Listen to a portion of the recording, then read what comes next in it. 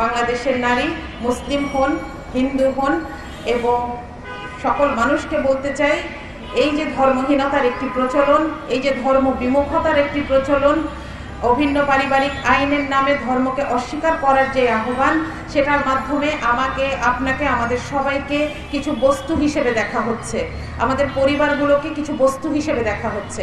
আমাদের পরিবারগুলোকে ভাবা হচ্ছে, আমাদের সম্পর্কগুলোকে ভাবা হচ্ছে এগুলোকে পয়সা দিয়ে কেনা যায়, এগুলোকে পয়সা দিয়ে পরিবর্তন করা যায়, এগুলোকে আইন দিয়ে বদলানো যায়।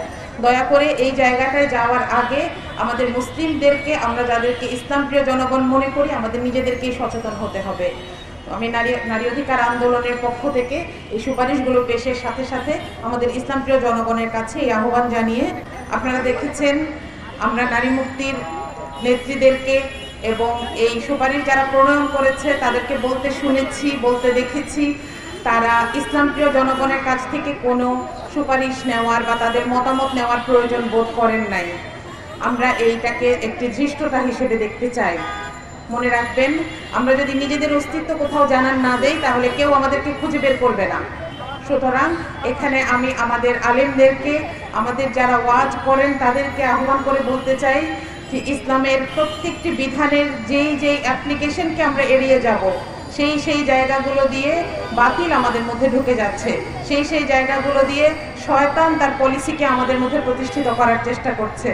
আমরা দেখি আমাদের আলিমরা খুব রিসেন্টলি অল্প কিছু মানুষ কথা বলা শুরু করেছেন, কিন্তু বাংলাদেশের নারীদের পৈতৃক সম্পত্তিতে যে অধিকার তার ভাইয়ের 50% সে পাবে, সেটাই এখনো নিশ্চিত হয় নাই।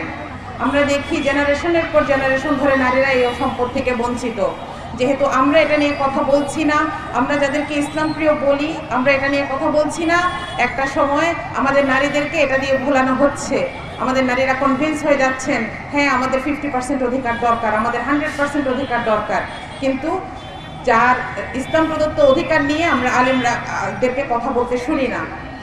আমরা সেই জাতির উত্তরাধিকারী যেখানে হযরত আয়েশা রাদিয়াল্লাহু আনহু আল্লাহ রাসূল সাল্লাল্লাহু আলাইহি ওয়াসাল্লাম মারা যাওয়ার পরেও তার সাহাবীদেরকে দ্বীন শেখাতেন।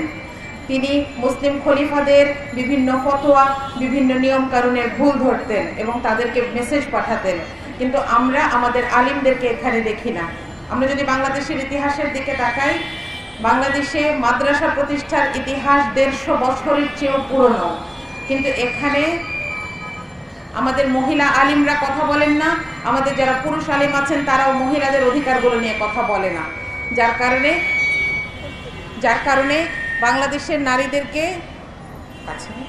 বাংলাদেশের নারীদেরকে তাদের এইসব অধিকারের নামে ঠকানো, তাদের এইসব অধিকারের চকমকি রূপ দেখিয়ে তাদেরকে আসলে বঞ্চিত করার কাজটা সেকুলার সমাজের জন্য সহজ হয়ে গেছে। সবশেষে আমি একটা কথা বলতে চাই, যে কমিশনের সুপারিশগুলো ছিল সেগুলোর পর্যালোচনা এবং আমাদের সুপারিশগুলো শুনেছি। আপনারা জানেন আমরা এর আগে এই সুপারিশগুলো সহ এবং এদের কারেকশনগুলো সহ আমরা একটি বিবৃতি দাখিল করেছি, এটি সোশ্যাল মিডিয়া সহ সব জায়গায় পাওয়া যাচ্ছে। আমি এখন আমাদের দেশের আপামর জনশক্তি, যারা নিজেদেরকে ইসলাম প্রিয় মানুষ মনে করেন, যারা নিজেদেরকে বলেন এটি 90% মুসলিমের দেশ, আমি তাদেরকে আহ্বান করে কিছু কথা বলতে চাই।